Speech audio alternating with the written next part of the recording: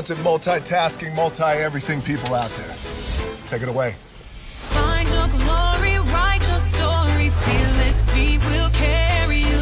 Time you own it, take your moment, be a fire burning through. Hustling from night until morning, grinding it out, it won't be long. Feel your power, it's your hour, you inspire, you are strong.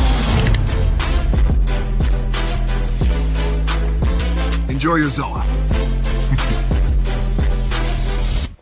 No applause? You're all fired.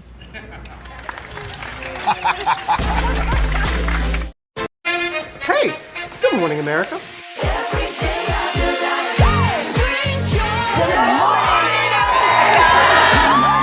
Good morning, America. Good morning, America. Good morning, America. Money. Are you ready?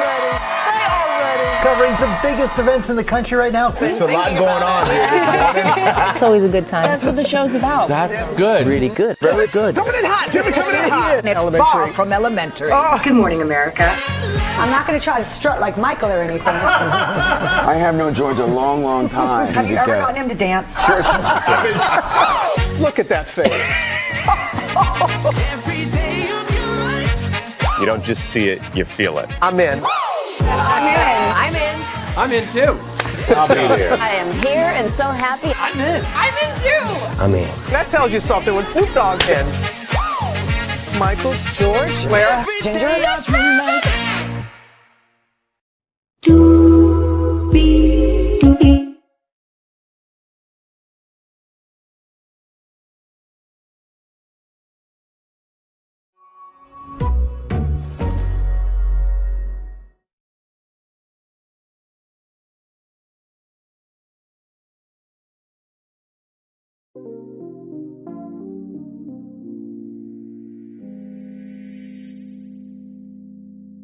Well, hello to you, and you. Welcome in, everybody, to another edition, Braylon's Virtual Tour Live. We are live on tour, 30th day of the Diddy trial, closing statements for today for the prosecution. Tomorrow, the defense will make it do what it do. So we got a lot to get to. We got a lot of dynamic video for you as well. So let's get to it because higher is waiting, lower is available. But either way, we are live on tour. Let me take down this iconic intro here. You see that virtual tour background? Yes, you do. You hear that virtual tour music? Yes, you do. And then there is me, everybody. Hey, welcome in. Glad to have all you here. Man, it is just like 85 degrees on my laptop right now. That's telling the temperature outside. But welcome in, everybody. Glad to have you here. Hopefully you are staying cool wherever you are in the world. Good morning, good afternoon, good evening to you based on your location. Let's get to the getting. Because, man, today was a day. So here we go, everybody.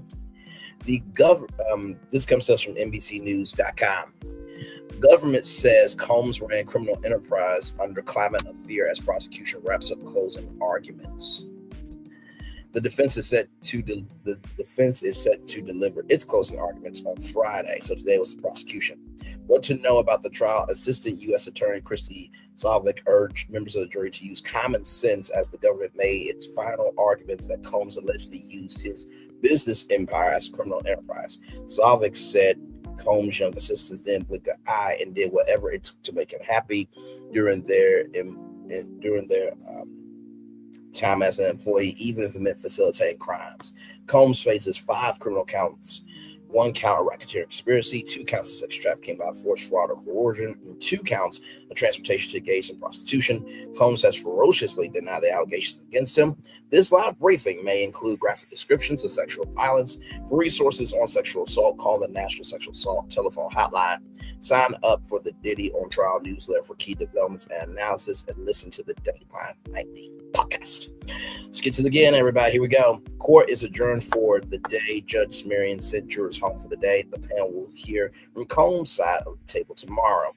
Defense attorney Mark Affelio has said previously he'll need about 3 hours for his summation. Solvik's closing lasted 4 hours and 49 minutes.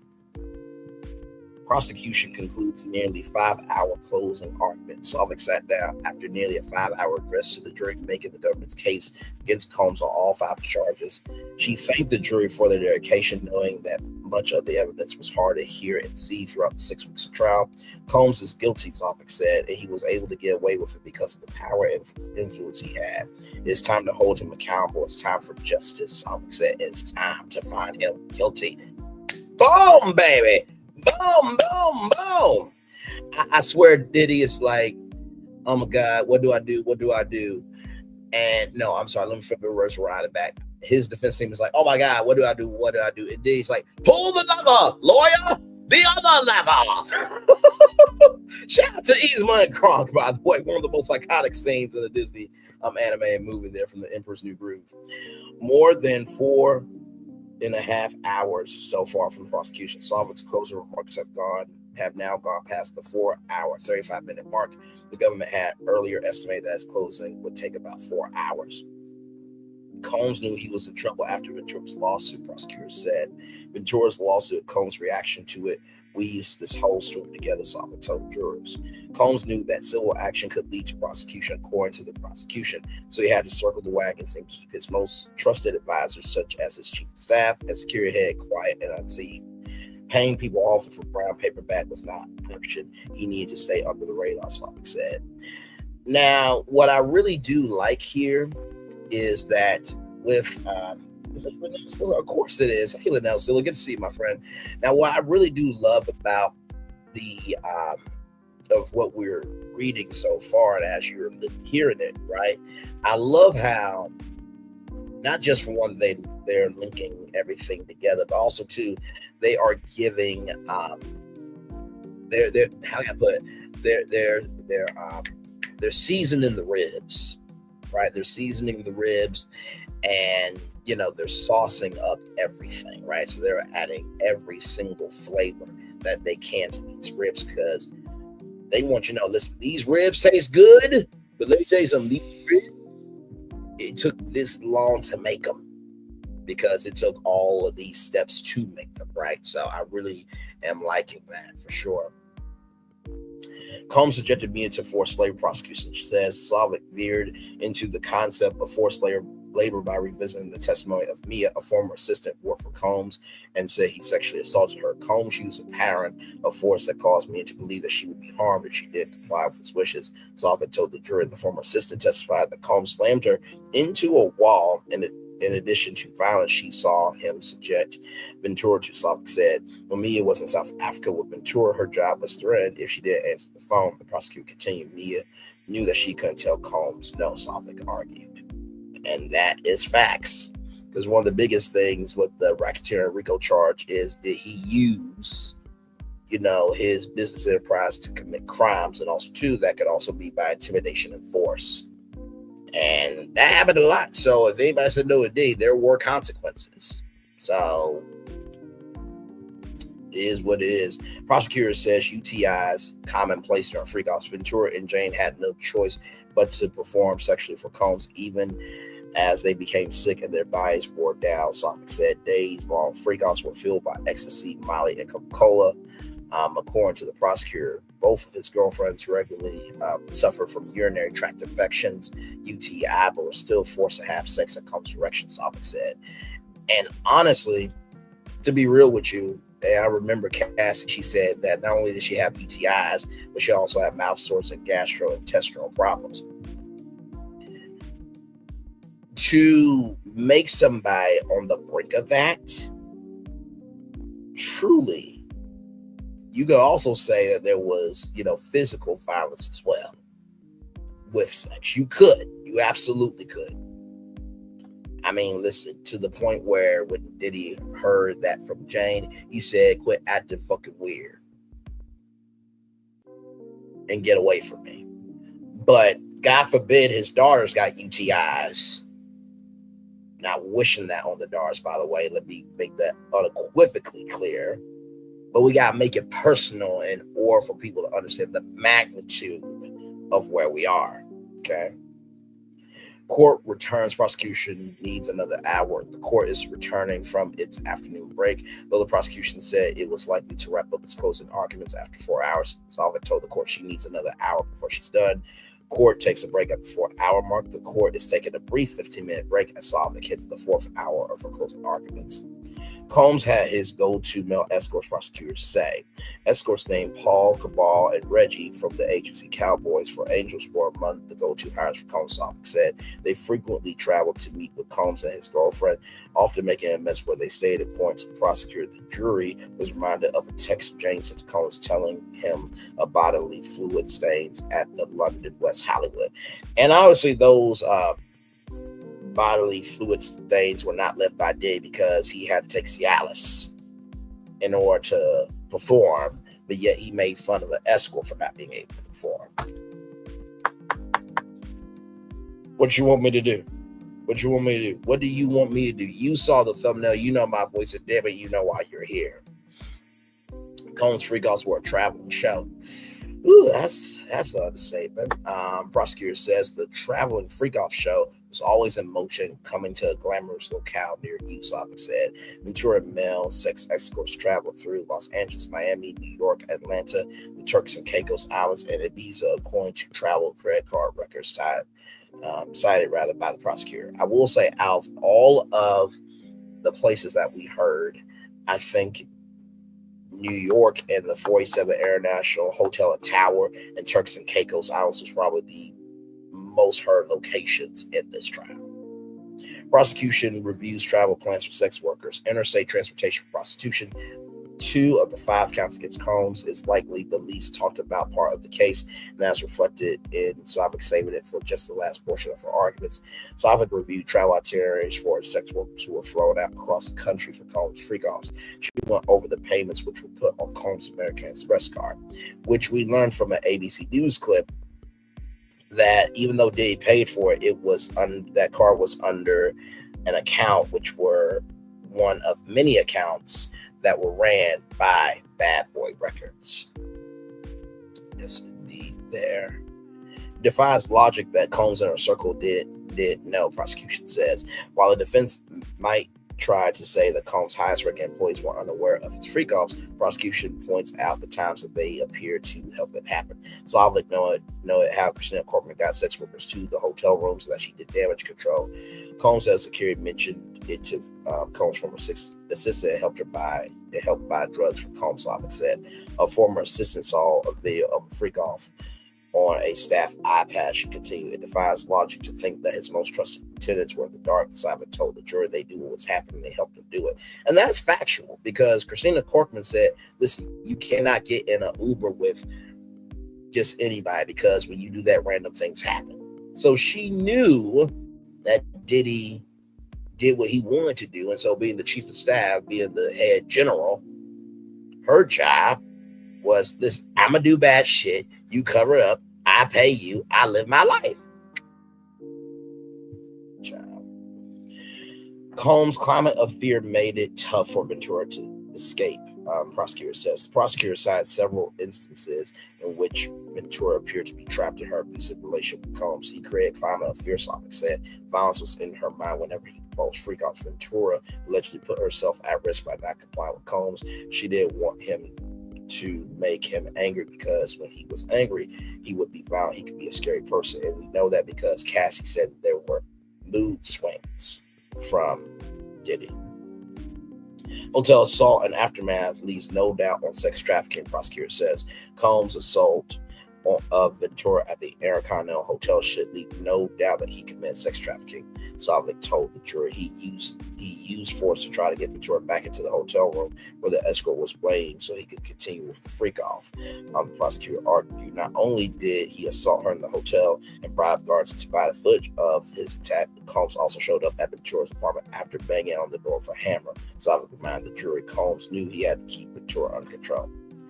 And not to mention, too, remember that Diddy called Eddie Garcia to say, hey, bro, that tape getting out could end my career. Basically, calling Eddie Garcia to let him know that tape. Let me flip the words while I'm back. Diddy calling Eddie Garcia, let him know that tape could ruin his career. Basically, basically Diddy knew that he knew what the fuck he did. Because the first call was to bribe Eddie Garcia with $400,000. Second time, you called with the person you did domestic violence to, telling them, hey, listen, you don't want the evidence to get out either. So, listen, I'm going to call him back and you tell him too. And then the third time, you called Eddie Garcia back just one more time to let him know that videotape cannot come out. Basically, it meant to, you know what the fuck you did. And listen, I'm sure that all these freak-offs were not paid out of Diddy's personal account. Because, you know, he is a music producer. He is a recording artist. He is a celebrity. He could probably get those written off as tax write-offs. Well, listen, we go to a lot of hotels, you know, comes out of my personal account that I can't take care of my kids and family. So, you know, with business, we can, you know, do what we need to do out here in LA for business. Then we can stay at the hotel, blase.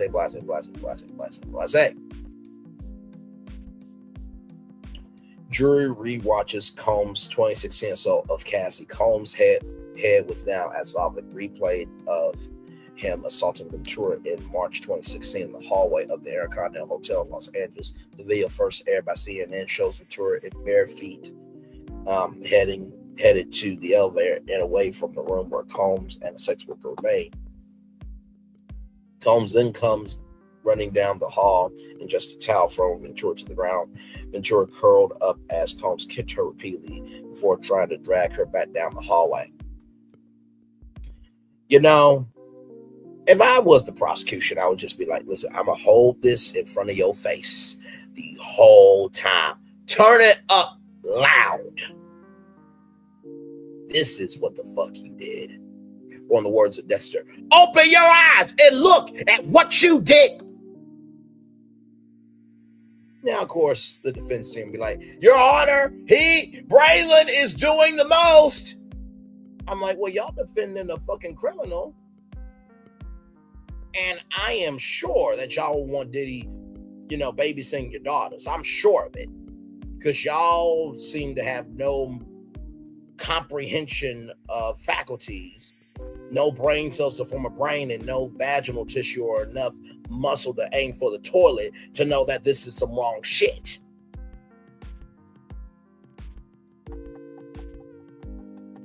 Now, see, when you make it personal, then they have to give a fuck. But when you talk about other people, they could care less. Just saying. And then I would end it after seeing that. Now, God forbid if that happened to Diddy's daughters, right? I bet you that'll make P. Diddy's head, you know, sit up. Oh, yeah. I would have been lethal.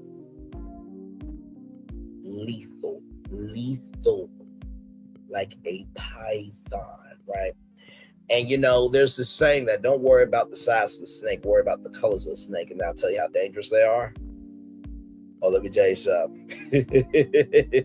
I would have came in cool, calm, and collected, but oh, buddy boy, I would have said everything that needed to be said so hard that by the time that verdict got to you, those words be ringing in your head in that prison cell for the rest of your fucking life, and you have no control over what happens to the future of your children.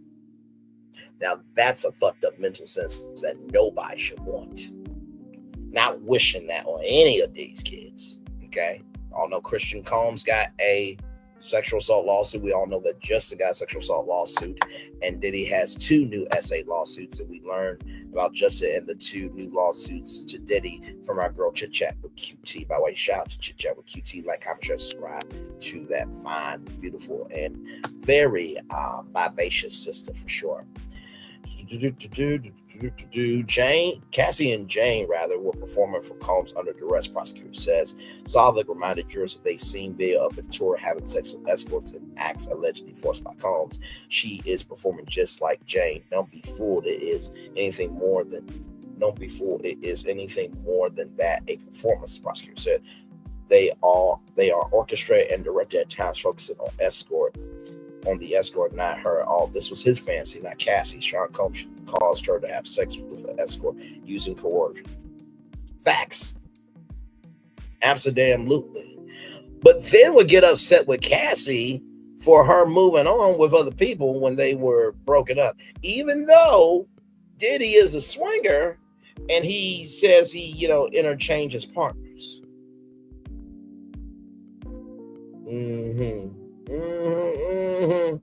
Prosecution nearing the end as the third quarter closes. Solvik has been making her closing arguments for 3 hours now. The government told the court her speech was likely to end around 4 hours. There was no safe place for Cassie, prosecution says. Combs' inner circle helped him keep Ventura under his thumb anytime she tried to escape, the prosecutor said. Solvik told the jury that there was no safe space for Ventura as Combs exerted his control over and threatened her with violence. One of Combs' bodyguards may have iced her injuries, but he was ultimately playing both sides, Solvik said, as he reported everything back to Combs. And if we all remember, when Cassie was on the airplane, right, and Diddy was just mollywopping her, she said, and I quote, "Is anybody seeing this?" Right? And his security team did nothing. But yet the defense team said that none of his employees knew. Come on now. Jurors shown pictures of a bruised Ventura. Prosecution showed multiple pictures of a bruised and beaten Ventura. The images included wounds suffered after Combs allegedly flew into a rage after learning she once dated Kid Cudi. Another was of her with a busted eyebrow when Ventura was reportedly thrown into a bed frame. Any one of these attacks would have been life-changing, Solvik said, but for Cassie, it became her normal. I love how Solvik is taking each moment, right, and saying, hey, listen, while you all may never be here, imagine just for a minute if this was your mom. You know how they say put yourself in someone else's shoes? I love that. She's like, here are Cassie's shoes and let's walk in them, right? Giving them a overview of the pain and emotionally hitting every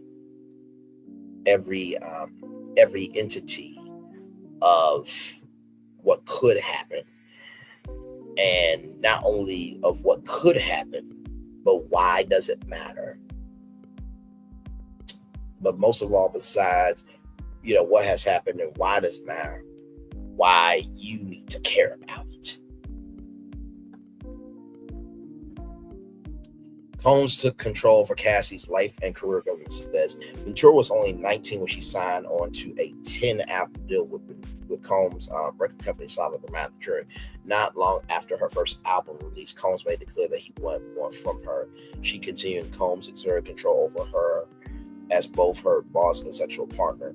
He told her what to do and refused to take no for an answer, the prosecutor argued. Combs decided what Ventura wore, what her nails looked like, who she spoke to, and so much more, Solvik told the jury. And despite the hours Ventura spent in the studio, he would never allow her to release another album, Solvik said.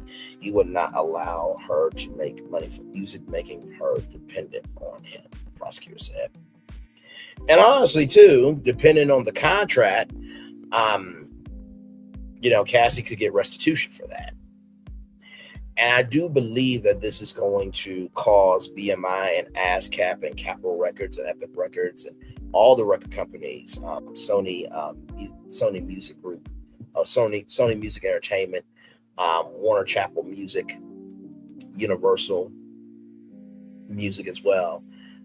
Disney, not so much, because Disney music is not really known for adult, songs. They're known for, their animation movies and stuff. So it's an ancillary platform for them. But with that being said, I think even for, kid-tainers, I think for the whole recording industry, it will be a review of artist management and talent relations, right? And also to the contracts, more transparency, more understanding of the consequences and rewards of the contract, but bigger than that, that there is a finite amount of detail that you are protected here. And if you are not protected here, you have the right to get what's yours. So I think that the music industry is definitely going to be going through a reckoning because of this trial, for sure. Ventura felt shame with being with Combs, prosecutor says. Ventura was at Combs' side for a decade, but the relationship felt more like a shameful job to her, according to Salvik. It was not normal, the prosecutor said. He regularly threatened and beat her, and he plowed her with drugs, and he forced her to perform sex with escorts in front of him. It was her job and her shame.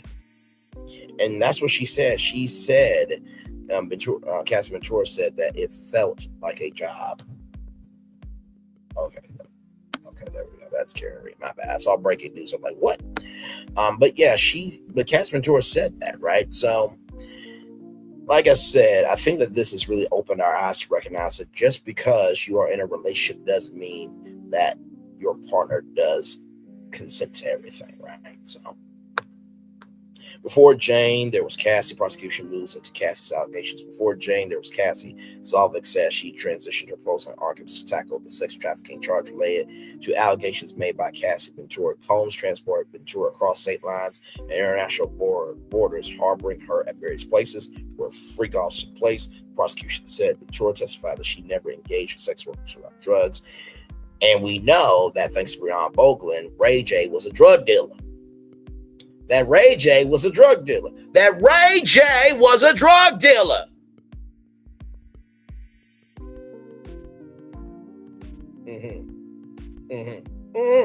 Hey, listen, that's what they said, Ray J. Okay. While you're laughing at Ambrose saying if you weren't brother, she will allow you to eat her box. You've been accused of being a drug dealer. Bravo.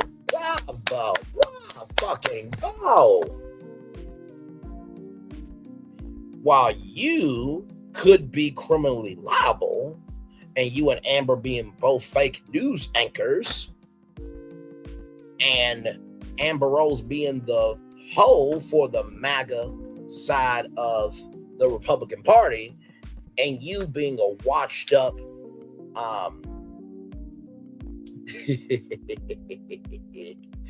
where you being a washed up Lumel Plummer trying to be him.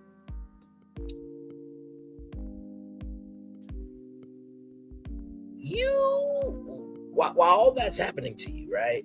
And you're also going through a divorce, Brandy and Monica are going on tour together.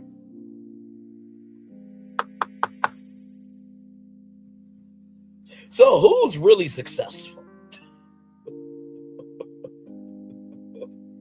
Salvik told the jury that Combs piled her with drugs, beat her, threatened her, and forced her to perform sex acts with escorts despite her shame over it all. Oh, my Lord. Combs used liquid mind to control Jane, government says. The prosecutor cited a hotel night in July 2024 when Combs allegedly resorted to drugs to control then-girlfriend Jane, while the defense would suggest that there's evidence that Jane was one participant that even Salvik said otherwise. But what it really showed that she was super, super high, the prosecutor said. And if we remember, I think it was Jane that was like, oh my God, I don't know what to do. I'm losing it, So the thing that was really consistent, right, was the drugs as the conduit, right? That was the aphrodisiac to open the mind. And once the mind was open, then Diddy had control, right? So basically, the girlfriends were the cast, right? And the escorts were the cast. The hotel rooms were the sets. And, his phone, tablet, whatever the hell was the camera crew. And then guess what? That clapper was the drugs. There it is. Court back in session. Judge Samirian gaveled proceedings back into motion. Court breaks for lunch about 2 hours and 20 minutes into Salvik's closing arguments. The court is break for lunch. The prosecution will have another hour and 40 minutes for its argument to the jury when it returns. Combs continued violent behavior even after 2024 raids. Prosecution turned its attention to alleged June 8th, 2024 beating that Jane suffered at Combs' hands. The date is significant because it came after federal agents raided Combs' property, so music mogul knew he was under investigation but didn't change his behavior. Slavic said Combs beat up Jane in her home on that day, telling her, "You are not going to room at night." According to the prosecutor, a male sex worker was called to the home where he and Jane allegedly had sex for Combs' entertainment, said. Because if you remember, I think it was Rena Roy from ABC News, she said, and I quote, that Diddy was still planning freak-offs leading up to his arrest. I'm going to say that 2 more times. That Diddy was still planning freak-offs leading up to his arrest. That Diddy was still planning freak-offs leading up to his arrest.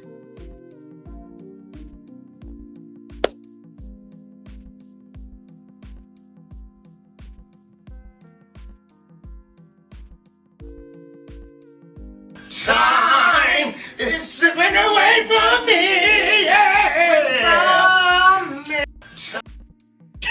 Like, really? So after your homes get raided, you still have freak-offs and you still DV Jane while you're under investigation. You is smart, you is kind, and you is important, said no one ever. Combs changed tactics from the carrot to the stick with Jane, prosecutor says. As time went on with Jane, she began resisting the idea of hotel nights, and Combs was forced to change tactics from the carrot to the stick. Slavic told the jury. Slavic recounted a time in October 2023 when Jane told Combs that she didn't want to do hotel nights anymore, insisting that she needed a break. Combs agreed to spend a day with her without strangers. Slavic continued, but Jane somehow found herself sober in a room having sex with 3 men. The night went very badly. Slavic insisted to the jury Jane vomited twice, and Combs insisted that she get back to the men waiting to have sex with her.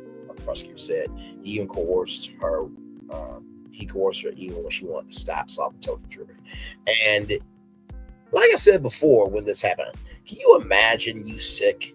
It's like, hey, listen, I know. Yep, let it out. Let it out. It's okay. Hey, listen, I know I gave you Molly. I know I gave you Coca-Cola. I know I gave you ecstasy. I know I have you debased the fuck out of your mind, but you listen to me, you fucking bitch. Listen, these 3 men in here, I got them here, and you are my entertainment. You get up from this fucking toilet, or I will make sure you cannot get up. Do you fucking understand? Now, of course, I am not saying Diddy said any of that, but he did drag women by their hair. He did hit Cassie on the headstand of a bed. We did know that Cassie had warts and black eyes.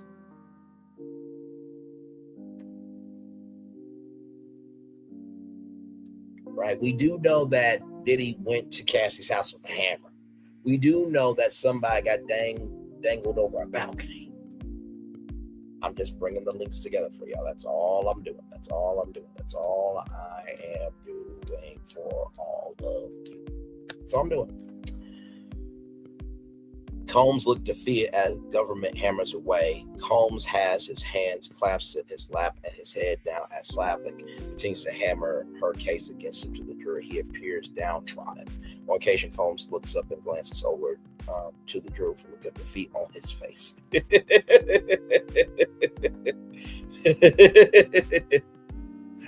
Downtrodden, oppressed, or treated badly by people in power. Oh, wait a minute.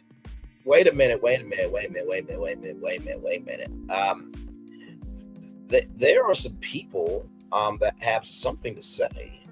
Let me bring them in here.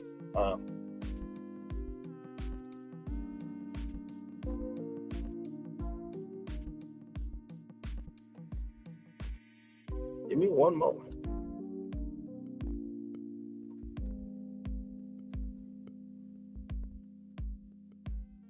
Now they have they feel a way about this.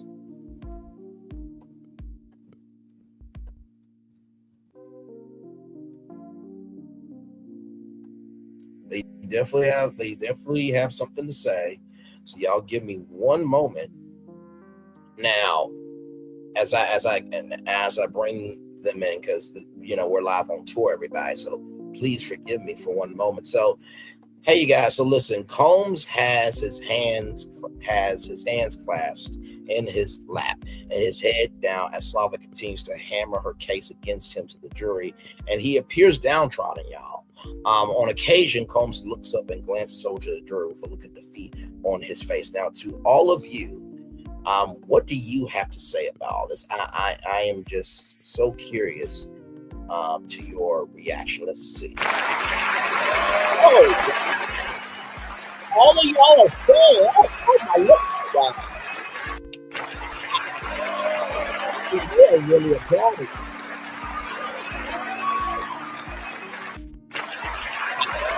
Yeah, but I disagree with these people. We're continuing the class for the downtrodden Diddy. Okay, listen. Okay. Let's not clap. 2 more claps. Just one, okay? It's your second clap for the downtrodden Diddy. Okay. Your last for this. It'll back up all it did. Thank you guys for your participation in this. Really, really, really appreciate you so much.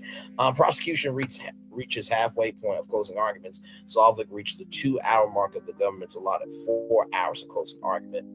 Jane and sex workers were flown all over for hotel nights, prosecutor says. Combs frequently arranged transportation for Jane to travel across state lines and engage in sex with men, Solvik said. He had Jane flow down to and from New York, California, Miami, Las Vegas, and Turks and Caicos, prosecutor pushed. At the same time, Cabral, a frequently used sex worker, was also being transported across state lines for their hotel night, Solvik told the jury. And like I said before, with Cowboys for Angels, Diddy won a discounted rate because he was a regular customer, right? So, listen.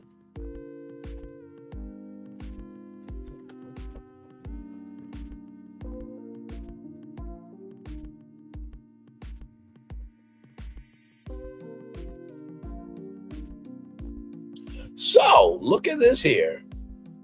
Isn't this something? Right here. Prostitution is illegal in every state except Nevada, where licensed brothels are permitted in some counties, and Maine, where selling sex is decriminalized but buying sex is illegal. Prostitution nevertheless occurs in all states. So the only state that's acceptable is Nevada. So that means and Maine as well, but every other fucking state, prostitution is illegal. So New York is illegal, ladies and gentlemen. Miami is illegal, ladies and gentlemen. California is illegal, ladies and gentlemen. You see? But the only place he actually had sex where it was legal, or prostitution where it was legal, was Las Vegas. But basically, he committed prostitution, ladies and gentlemen. Going back to our timeline here. Solvik told the jury. Let's see here. Yes, let me read that one more time. Combs frequently arranged transportation for Jane to travel across state lines and engage in sex with men, Solvik said. He had Jane flown rather to and from New York, California, Miami, Las Vegas, and Turks and Caicos, the prosecutor pushed. At the same time, Cabal, a frequently used sex worker, was also being transported across state lines for their hotel night, Solvik told the jury. And do you know what's so amazing? And I love the fact that the defense and prosecution both are utilizing women. to end this trial? Because just imagine the verdict is guilty, that Miss Slavic right here, right? She will be known as the woman to take down Diddy. And isn't it fascinating, right?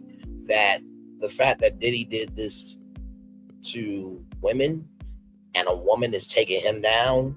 If he gets life in prison, he has to live with the fact that not only did he do wrong to women, but a woman took him down. What a hellhole to be in. My Lord. Reminding jurors of Combs' sex tape threats, the prosecution showed a flurry of text messages reminding jurors that Combs allegedly threatened Jane with sex videos so she didn't stay in line. If you remember as well, Diddy wanted Ventura's mother to pay $20,000 in order for the tapes not to come out. So, yeah.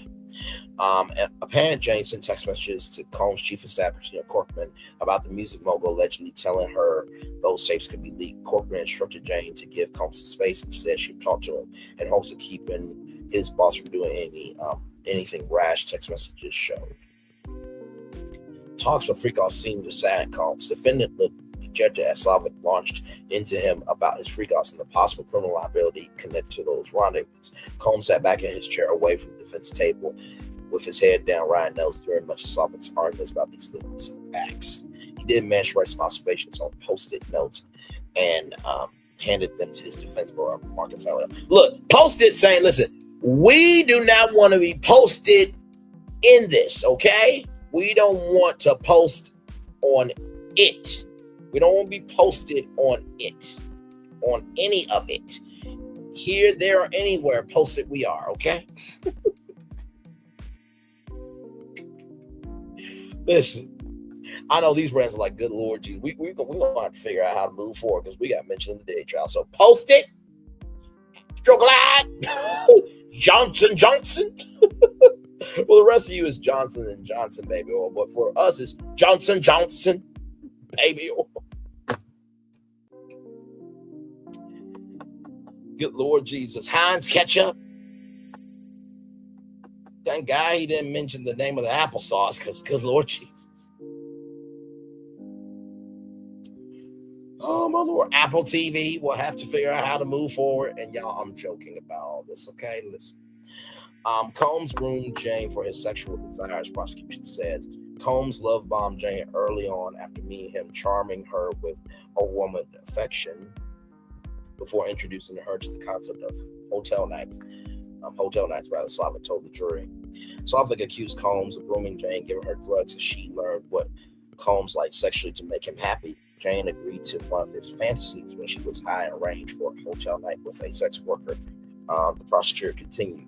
Jane became resistant as time went on, wanted these nights to drop, but Combs plowed her with drugs and manipulated her into continuing. Slavic told the jury he even used paying her rent as a way to control her, the government said. Facts, because if you remember, also too, Diddy also paid for Cassie's apartments where she lived, right?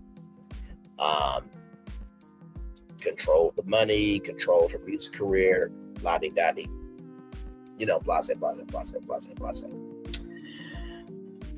Jurors reminded of men hired for hotel nights and freak-offs. The prosecution showed jurors 27 headshots of men hired for sex during Combs' freak-offs and hotel nights. The images shown in 9 rows of 3 served to remind the panel that Combs allegedly hired sex workers to perform with his girlfriends while he watched from a short distance away, videotaping the acts. By the way, that was a powerful visual because I remember the Meredith in the Elizabeth Broadwick story where the defense lawyer said, you know, Dan took their life, they took their children, they took everything and then crushed it. Literally took a picture frame of the family and crushed it in front of the jury to give that metaphor of Dan didn't give a fuck. Visuals are powerful. Like they always say, a picture is worth 1,000 words. Delving into the elements of sex trafficking, Slavic moved on to the sex trafficking charges against Combs in retaliation to Cass Ventura and Jane. She broke down 3 elements of the charge: recruiting, enticing, and harboring the victim, acting with reckless disregard, and interstate commerce. Combs used force, fraud, and coercion to get the woman to sleep with sex workers in his field freak-off, Slavic said.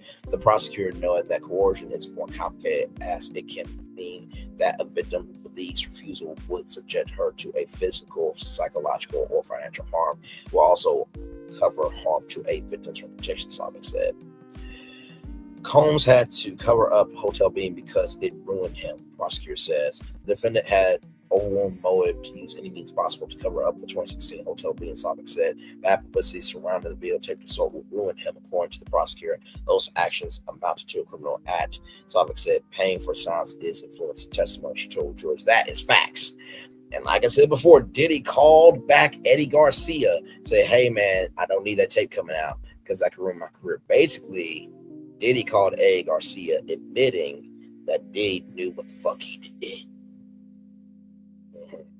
A common refrain shines through Slavic's closing argument. It appears that the theme of Slavic's final argument to the jury is that Combs and his inner circle refused to take no for an answer. She repeatedly used the phrase, emphasized it in the beginning as she described Combs' role at the top of his alleged criminal enterprise. When describing the push to bribe guards from the 2016 Hotel Bean footage, Slavic told the jury that his employees would stop at nothing to keep the bill from getting to law enforcement.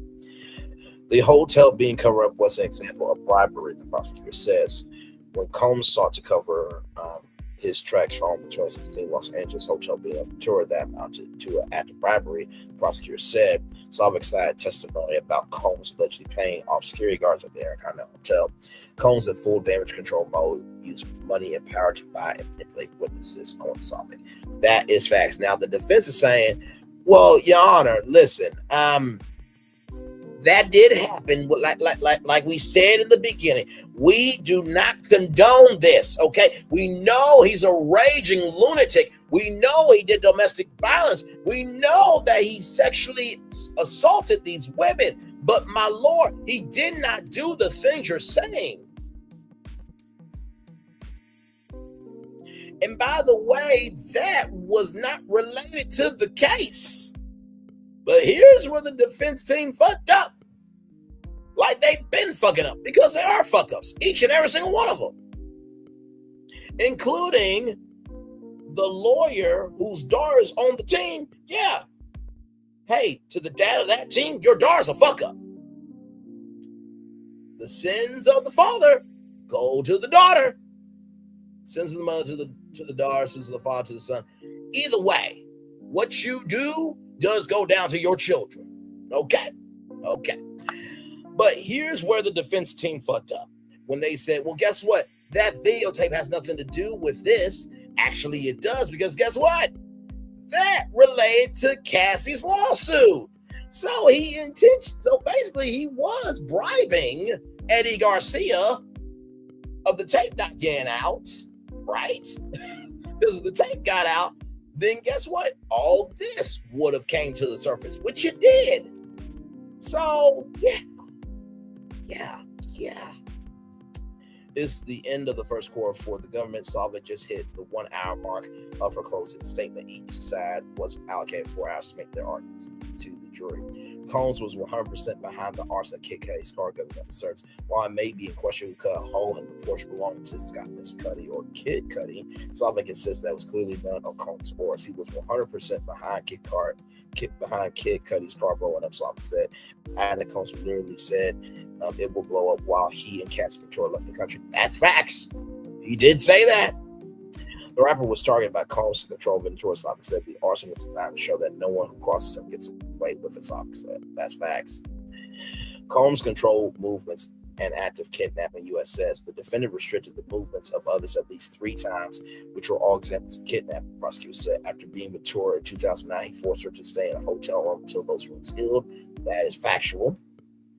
Slavic also signed testimony of longtime assistant Capricorn Clark, who said she was once forced to go with an angry Combs to search for Kid Cudi. The defendant was allegedly in jealous rage when he learned the rapper had seen Ventura. Basically, hey, went to Capricorn Clark's home and said, hey, listen, we're going, but I don't care if you want to go. I'm going to get my pal. We're about to go kill Kid Cudi. And he said those words verbatim. Combs staff were all involved in buying and distributing drugs. Drugs was an essential part of Combs' freak-offs, and so he and his staff were all involved in buying and distributing drugs, Slavic said to the jury. She called back to evidence from Brendan Paul, former assistant, who was instructed by Combs' chief of staff to ask for money, reimbursing him for purchasing drugs. Combs needed a constant supply of illicit substances to give his victims and make sure to have his staff drop off more when he ran out. Slavic said he gave them to Cassie and Jane. This is drug distribution, plain and simple. This is drug distribution rather plain and simple. Slavic told the court. Combs engaged in closing arguments. At times of this closing argument, Combs sat back in his chair, looked ahead, looked down, sometimes cast a glance toward jurors. He'd been warned earlier in this trial against doing anything that could be interpreted as communicating with jurors. Government explains the 4 elements of racketeering. There are 4 elements of the racketeering charge against Combs. Slavic explained to the jury as she walked through how the government's case met each element. First is the conspiracy to participate in a criminal enterprise, which she insists Combs' employees did by agreeing to help him commit crimes. One example she gave was when chief of staff presented for to make sure drugs and cash were delivered to Combs' hotel rooms. That is very true. Because if you all remember, his staff did set up the rooms of the hotel freak-offs, right? You know, covering bed sheets and, you know, getting baby oil and pink Coca-Cola and Molly and ecstasy and this, that, and the third, Astroglide. There was even a time where, you know, Diddy said, I don't have any bottles of Astroglide, or baby oil rather, and baby oils came to the door. She might not have been happy, but she did it. So I would tell the jury she was a member of the enterprise. The second and third elements are the impact on state or foreign commerce, and that Combs was knowingly a part of an enterprise. The former is fueled because Combs arranged for sex workers and drugs to travel across state lines. Slavic said the latter is meant because Combs is the through line of his businesses, which she said existed only because of Combs. Finally, the fourth element is that the enterprise agreed to commit at least 2 crimes under the RICO Act. Slavic says Combs' criminal enterprise agreed to commit crimes related to drugs, sex trafficking, robbery, and arson as they help cover up his alleged crimes. That is facts, because remember, one of the times was when Diddy and his team went out to, I think it was a restaurant in LA, and tried to get at Suge Knight.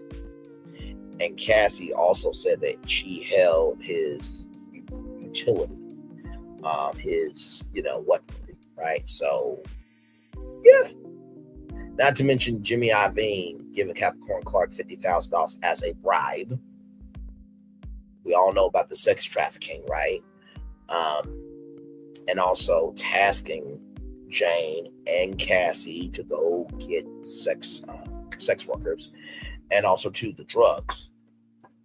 Remember when he texted Christina Corkman, the Texas bodyguard, to go, you know, get pink Coca-Cola. Very nicely done. Very nicely done, because I know a lot of people were saying that they didn't really prove it. I think they had to start with Cassie, get you through the minutia of the web that was tangled, and then showcase how big the spider was at the end, right? Because you were so trapped on the spider web, you were so wrapped up, you were like,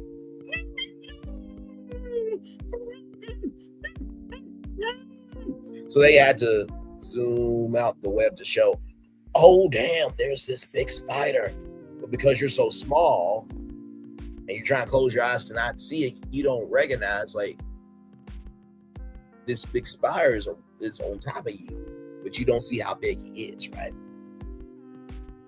Quantity doesn't matter in defining drug distribution. Whether a Combs staffer was moving a single pill or 1,000 tests, those actions were criminal. The prosecutor said, you know what the defendant did. So I say he gave them to Cassie and Jane. This is drug distribution, plain and simple. And we also know that Ray J is a drug dealer. That Ray J is a drug dealer. That's what Breonna Boakland said.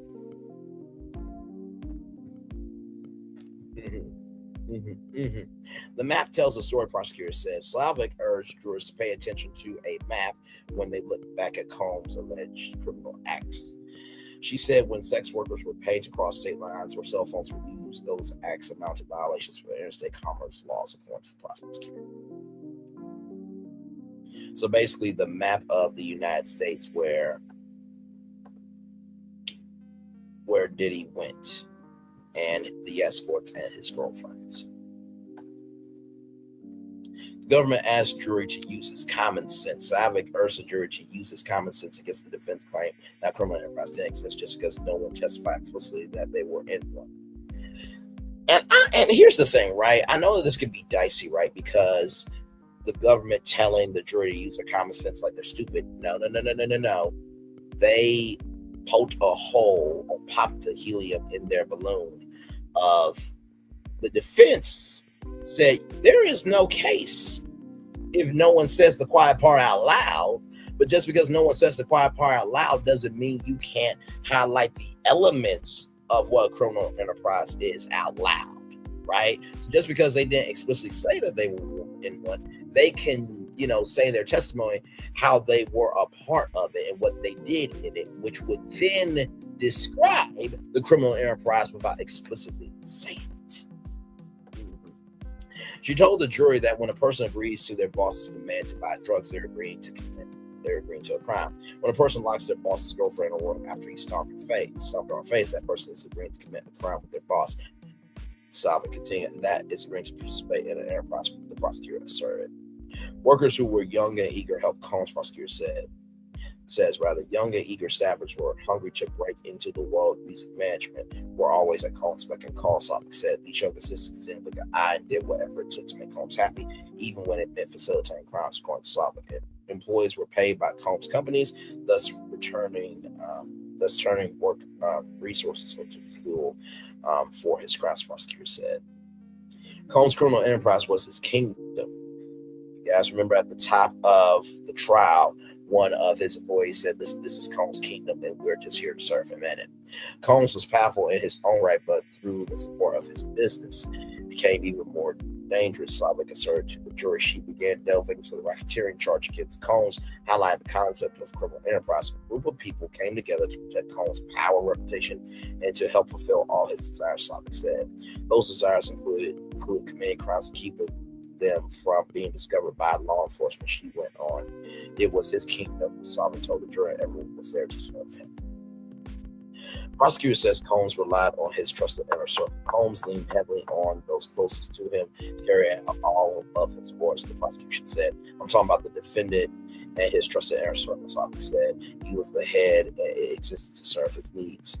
8 years apart, very similar attacks. Combs has exhibited rather shockingly similar violent behavior for years, Slavic argued. The prosecutor cited the infamous 2016 beating of Cassie Ventura at the Intercontinental Hotel in Los Angeles, and then an alleged 2024 choking and slapping his girlfriend, Jane.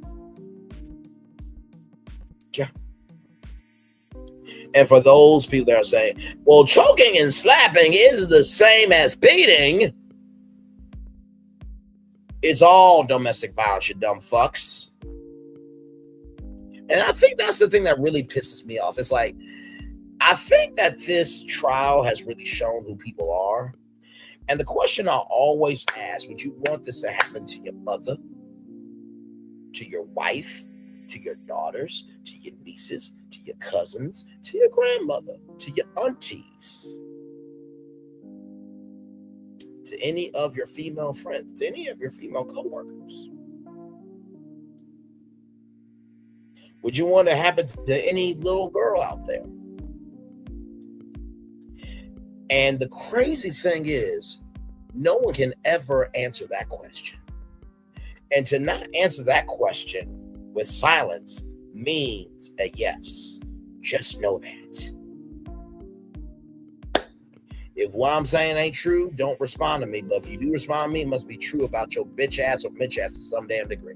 Basically, to black translate or black splate, if it doesn't apply, let it fly. But if you let it fly, it must apply. Okay.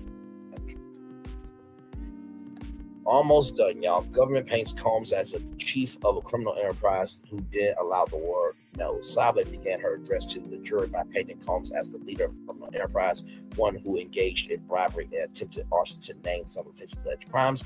At the core of the enterprise of sex trafficking, Savlet continued to show the jury that Combs manipulated both Cassie and Jane through power, violence, and fear to get what he wanted, and he doesn't take no for an answer, Savlet said.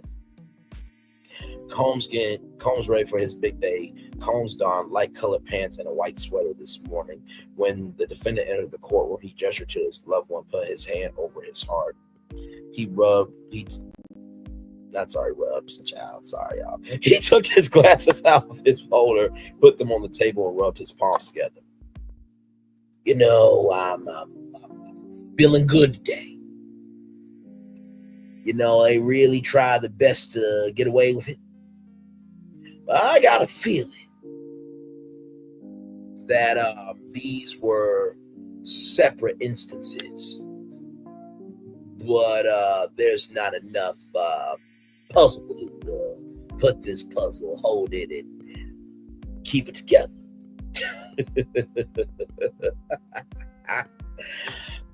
Here's the thing, whether you had glasses or not, you did all this shit, bro. My Lord. Government begins closing arguments. Assistant U.S. Attorney Christina Slavic rose from prosecution desk and began the government's final arguments that Combs used his business empire as a criminal enterprise for sex trafficking, forced labor, kidnapping, arson, robbery, and obstruction of justice. Combs could spend decades behind bars if a federal jury convicts him on all counts, which include racketeering, conspiracy, sex trafficking. Rapper and music executive has pled not guilty. Assistant's temper, the proclivities does not make for federal crime. Don't make for federal crimes. Tension is in the air. Several Combs family members took their seats in the second row as a nervous energy coursed through the courtroom. The two attorneys who will be delivering closing, defense attorney Mark Raffaello and prosecutor Clarice Savik, seemed to be cordial to each other on the sense that they were standing off in the corner sharing a laugh. What? So wait a minute. So wait a minute. This dumb fuck right here that I'm about to pull up, who said what he said, right? I'm just kind of. He's going to lead the closing for this? And y'all didn't bring up any witnesses at all? No experts to give context, conjecture, and connection, but this dumb fuck is going to be the one to say what? Wow. So Diddy thinks a white man that has privilege can save him, and he doesn't think that a woman could take him down. Wow. What circumstances we have here? Where'd you get those shoes?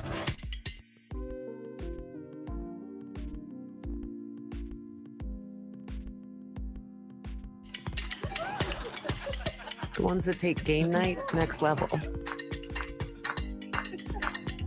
That belong center stage.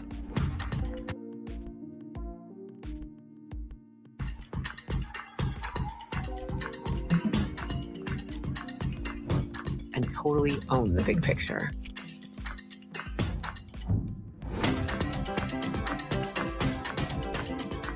A shoe for every you. A DSW. This is the type of indictment you would expect from someone in the mafia. I don't know that I could keep him off the stand. He is very eager to tell his story. They're going to show that video over and over and over about what happens to women that won't change their stories. His reputation is over. The United States government, they start making this case as a takedown of a successful black man. TMZ presents The Downfall of Diddy, the indictment, now streaming on Tubi. They call them freak-offs. But, you know, back when I was a kid in the late 70s, they were called threesomes. If these are genuinely threesomes, how do you explain 1,000 bottles of baby oil? I don't know where the number 1,000 came. The U.S. attorney said it. I can't imagine it's thousands. I mean, you know, and I'm not really sure what the baby oil has to do with anything. They're essentially saying it's a lubricant for an orgy. I guess. I don't know what you need 1,000. One bottle of baby oil goes a long way. Hey, I don't know what you need. So I want to repeat that 2 more times, y'all. Just 2 more times. It's thousands. I mean, you know, and I'm not really sure what the baby oil has to do with anything. They're essentially saying it's a lubricant for an orgy. I guess. I don't know what you need 1,000. One bottle of baby oil goes a long way. I can't imagine it's thousands. I mean, you know, and I'm not really sure what the baby oil has to do with anything. They're essentially saying it's a lubricant for an orgy. I guess. I don't know what you need 1,000. One bottle of baby oil goes a long way. I don't know what you need 1,000 for.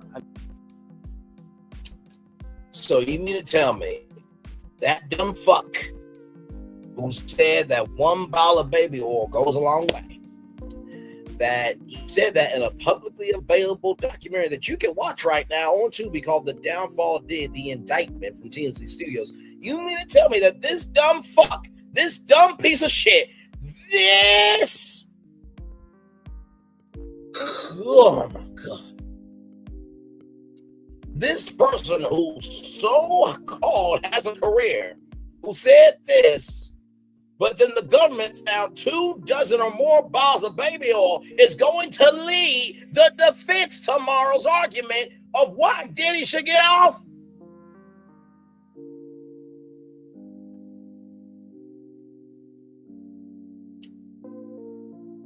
Oh, my Lord Jesus.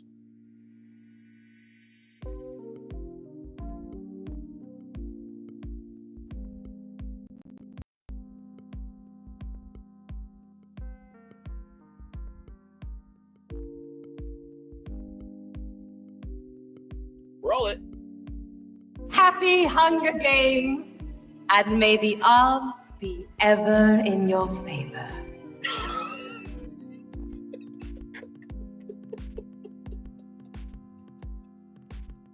Deliberations will be on the jury's schedule. This jury will have the right to self-determination. As Judge Smear told the court that once closing arguments are over, they will be able to determine their own schedule for deliberations. Court is now in session. U.S. District Judge R. Surin has called the court to order as a lengthy day. Closing arguments is set to begin. Here's what the prosecution and the defense are arguing. Since the trial kicked off more than 6 weeks ago, the government claims that Combs, the Bad Boy Records founder and rapper, leveraged his business as a criminal enterprise to sexually abuse and exploit women for decades. The jury heard from Combs staffers who testified the music mogul was an abusive boss and that they were forced to work grueling hours cleaning up after his hotel nights and times procured drugs for him. The jury also heard from 2 of his former girlfriends, Cassie Ventura, Cassandra Ventura, and a woman by the pseudonym Jane, by the way, Ventura Fine, to give respect to Alex Fine, her husband, which, by the way, they just had a healthy, productive, and beautiful baby. So congratulations to both of them. And a woman by the pseudonym Jane, who testified that Combs repeatedly wanted them to engage in drug-fueled marathon freakouts with escorts, even though they did want to at times. The defense has argued that Combs' actions were within the realm of his personal life and his girlfriend's, and that prosecutors failed to show that his staff currently conspired with Combs. Government wants attempted arson kidnapping allegations removed from jury instructions. Federal prosecutors want to tie in their case against Combs, asking a judge to strike language regarding attempted kidnapping and arson from jury instructions, according to court documents filed Tuesday.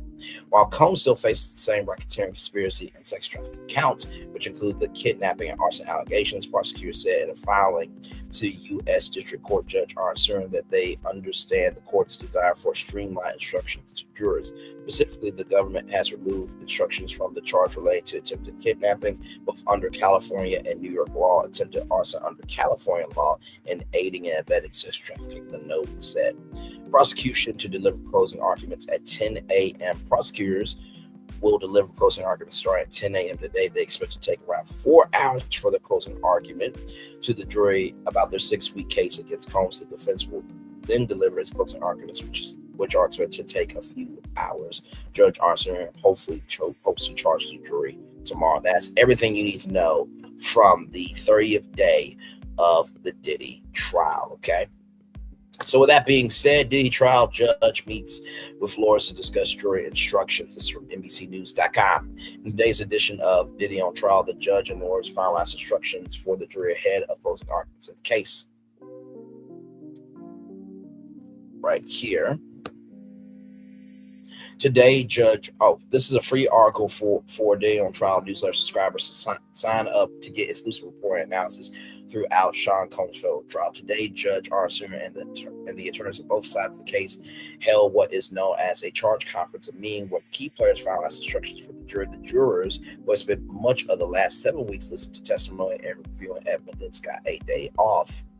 Smirian opened the conference by announcing that prosecutors and defense lawyers had agreed on language for the verdict form. He then turned his attention to the charge sheet, a document that explains the counts against the defendant. The judge gave the attorneys a chance to raise objections page by page, line by line, word by word. In other news, U.S. prosecutors are tying their case against Diddy in a letter filed yesterday. They asked the judge to strike language regarding attempted kidnapping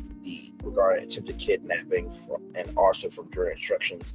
NBC News' David K.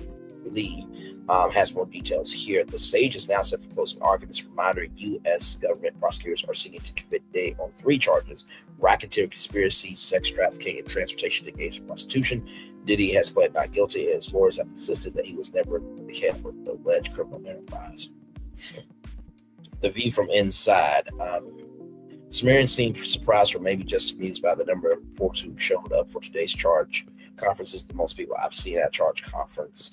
The judge said, "Buckle in." Ooh, the judge understands the energy from the audience. I love it. I love it. I love it. Analysis: why conferences matter. Why charge conferences matter, rather. The charge conference might seem dry, but it's one of the most critical stages of the trial. T is to spend the day nitpicking about whether to add a word or comment to an instruction about consent or payment for sex. At the same time, these words are arguably much more important than anything lawyers say in their closings.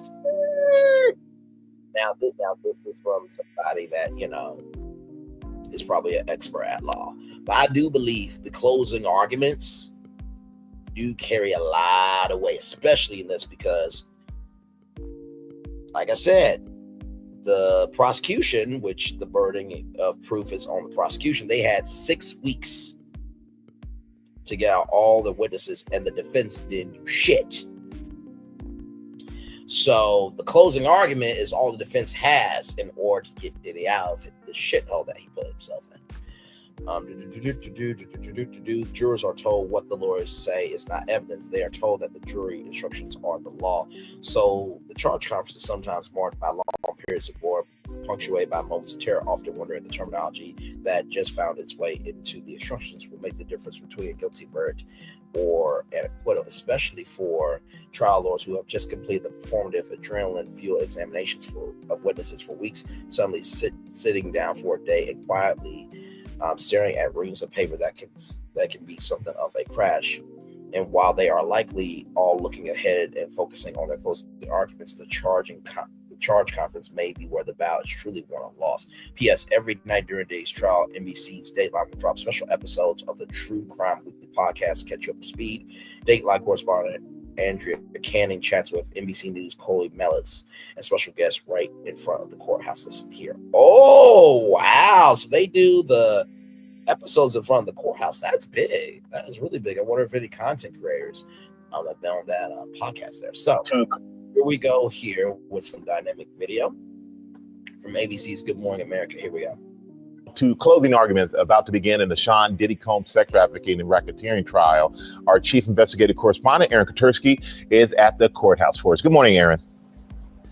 Good morning to you, Michael. After weeks of graphic, often emotional testimony about sex, drugs, and violence, federal prosecutors are about to summarize their case against Sean Combs, hoping to convince a jury of 8 men and 4 women, ages 30 to 74, that one of hip-hop's most acclaimed figures coerced women into drug-addled sexual marathons with male escorts. Prosecutors also allege Combs used his assistants, his bodyguards, and other employees to carry out a pattern of criminal activity. They're pruning a few of the crimes that underpin the racketeering conspiracy charge, but the arson that destroyed Kid Cudi's Porsche is still included. So is kidnapping, obstruction, and bribery. In their closing argument, expect defense attorneys to deny Combs led a sprawling criminal conspiracy as alleged. They're also expected to argue that his sexual partners were not trafficked, but willing girlfriends who stayed with him for years. Jury deliberations could begin as soon as tomorrow afternoon, more likely on Monday, guys. And we know that you'll be right there, Aaron, for us. Thank you. Yes, indeed. Thank you, Aaron, so much for that. Here we go, y'all. From Extra TV. Here we go, everybody. The claims brutal, and just feet away from the prosecutor delivering the government's closing, Diddy forced to listen to every single word. The normally restless Diddy sitting unusually still with his hands in his lap and his head forward. Prosecutors insisting the disgraced music mogul is into kidnapping, arson, forced labor, bribery of a security officer, and the brutal crimes of sex trafficking. This as the closing arguments reach a fever pitch. And the cornerstone, that surveillance video of Diddy in a towel violently attacking his then-girlfriend Cassie Ventura. The video first uncovered by CNN correspondent Elizabeth Wagmeister. Combs can be seen grabbing Ventura and throwing her to the ground. Prosecutors pointing to Diddy's abuse of both Cassie and his other girlfriend, known only as Jane. Plus drugs. Many drugs. Prosecutors also claiming they're an essential ingredient to freak-offs. Cocaine, meth, oxy, ketamine, GHB, mushrooms, Molly, all allegedly supplied by Diddy and his inner circle. Their images displayed in court. I think that the prosecution wants the jury to hear that this man is a criminal, that he had his businesses and he used his staff to help him commit these alleged crimes. And don't forget arson. Prosecutors say that Diddy was 100% behind the firebombing of Kid Cudi's Porsche after Kid dated Cassie. What are you expecting today? Pictures show a Molotov cocktail thrown through the roof of the convertible. Also present were Diddy's 3 teenage daughters who have been missing from the courtroom since week 1. But today, they sat front row while the prosecutor read explicit texts. We're in court. I'm outside the U.S. courthouse. The bombshells keep dropping. Extra has been in the courtroom from the beginning and covering every angle as the closing argument rivets a Manhattan courtroom and attracts media from all around the world, all of them witnessing a big shocker when Diddy's legal team decided not to call witnesses. It may just be a result of the circumstances that they simply don't have any witnesses in support of Diddy at this point. Now 31 days in, it's just a matter of hours until the jurors hear from the defense, then get the case. How long do you think it will take the jury to deliberate? There's usually a lot of confusion. There's confusion over consent. And we know in this case that both Cassie and Jane, there have been numerous communications, emails, and texts where they have consented at times, but then there's also emails and texts where they said that they did not want to participate in these so-called freak-offs or so-called hotel nights. So that can be really difficult for jurors to come to an agreement on. It could take days, it could take nearly a week, or they could reach their conclusion by Tuesday, maybe. Thank you, Extra, so much for that.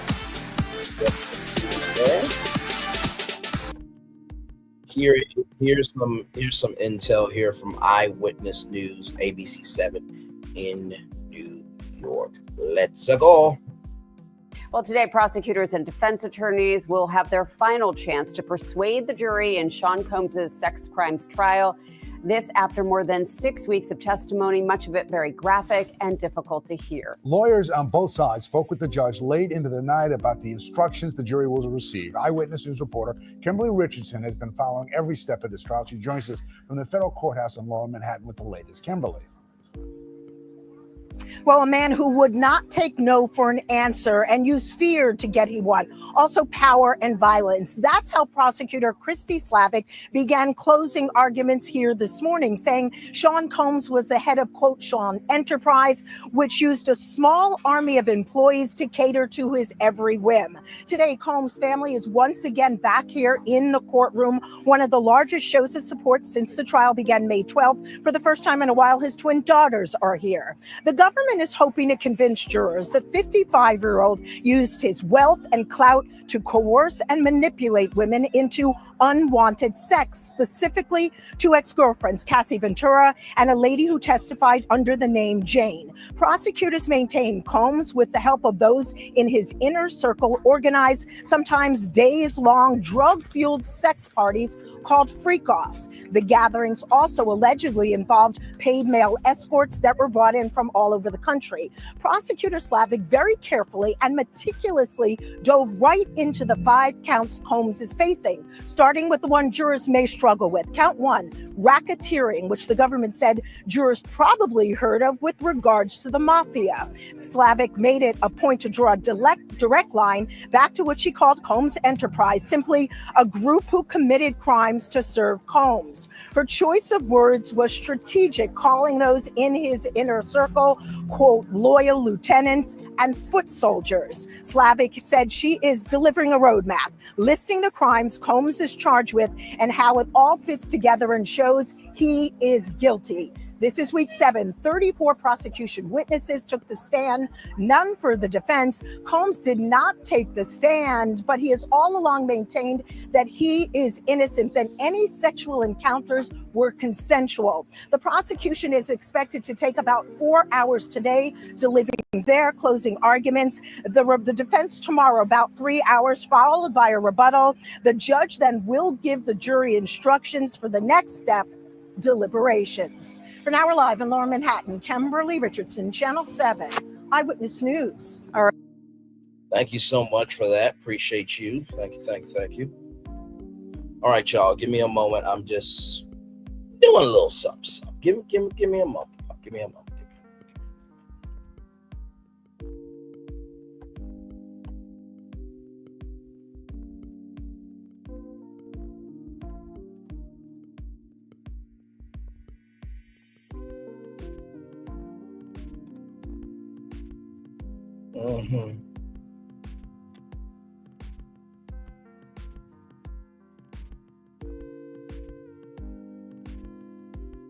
Oh, you know why? I know why I gotta do.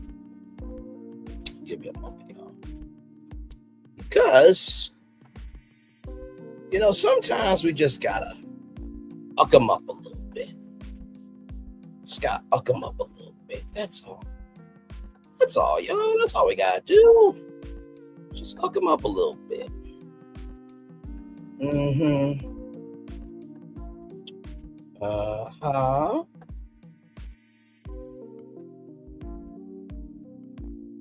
Give me a moment.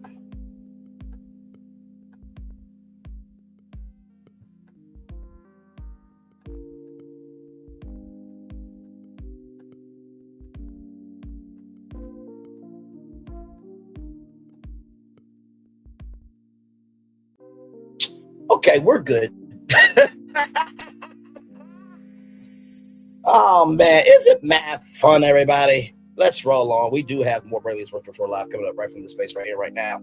From the Hollywood Report, how Diddy's right-hand woman became the phantom of his trial. Christina Corkman, also known as KK, and compared to Jeffrey Epstein, associate Ghislaine Maxwell by producer Lil Rod Jones, in his civil suit against Combs, has yet to face any charges despite becoming an unseen star player at the former mogul's sensational trial.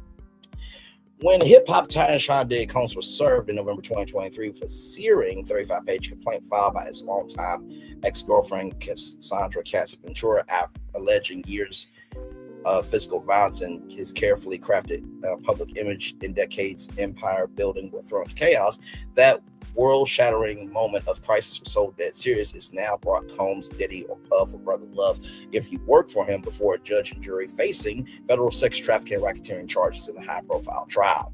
When Ventura filed her suit, Christina Corkman was there standing by his side, working her phone in full crisis mode for about a decade. She was also there in 2016, sitting at Combs' side after he bought a bag contained $100,000 into the Intercontinental Hotel in Los Angeles, as a witness testified, or to obtain the harrowing footage that could tank his public image, and it did when closed circuit television video of him beating and dragging Ventura leaked to the press 8 years later. For a decade, Corkman, named KK, was right there next to Combs at these sorts of moments of affliction. 6 weeks of testimony just heard at his federal trial show that the 38-year-old was steadfastly there for the powerful mogul, overseeing his assistants, assessing his moods, making appointments for the women he dated. As several witnesses have told the court, KK was pulling plenty of the strings to facilitate the deeds of which her boss is accused, and then, witnesses have said, helping to cover some of it up. But as a gray-haired Combs sat for 6 weeks in a lower Manhattan federal courtroom wearing the same Dole 5 sweater and trouser outfits, where his defense against the federal government's claims about his relations with Cassie and others will determine if he spends the rest of his life in prison, Corcoran hasn't been there. Neither did Tiffany Red come through or Young Miami. Or Ray J, who was a drug dealer. Ray J, who was a drug dealer. Ray J, who was a drug dealer.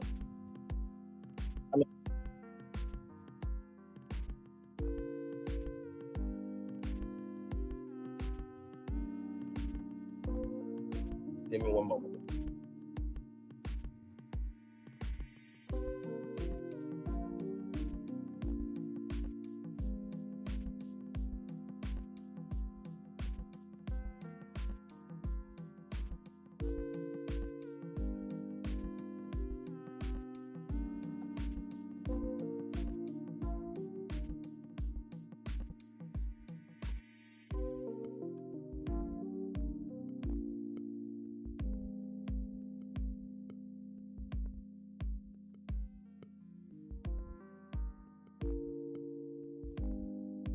Give me one moment, y'all.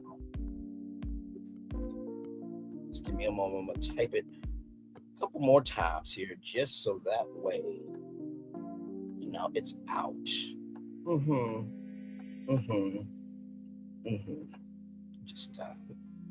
want to do that real quick. Because see, sometimes, y'all, the truth hurts. The truth hurts. The truth hurts.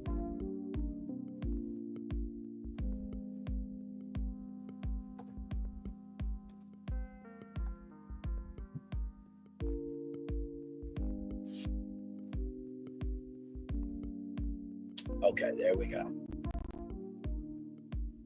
Ooh, we'll bring that up here in just a minute, everybody. We'll bring that up here in just a minute. Back to this here. Yes, so like I said, Tiffany Red wasn't there. Corcoran wasn't there. D-Rock wasn't there. Young Miami wasn't there. And Ray J, who was a drug dealer. Ray J, who was a drug dealer. Ray J, who was a drug dealer, hasn't been there either. That was said in testimony, Ray J. Don't get mad at me. Get mad at Breonna Taylor, okay? With an outsized role, first as a Bad Boy Records liaison, and then as chief of staff for the rap and fashion moguls multi-pronged company. She had an uncommon hand in his personal life, and since she was promoted to her top role in 2020, despite facing Mr. Blutoski 0.0. Now I want you out of Animal House by 9 o'clock Monday morning.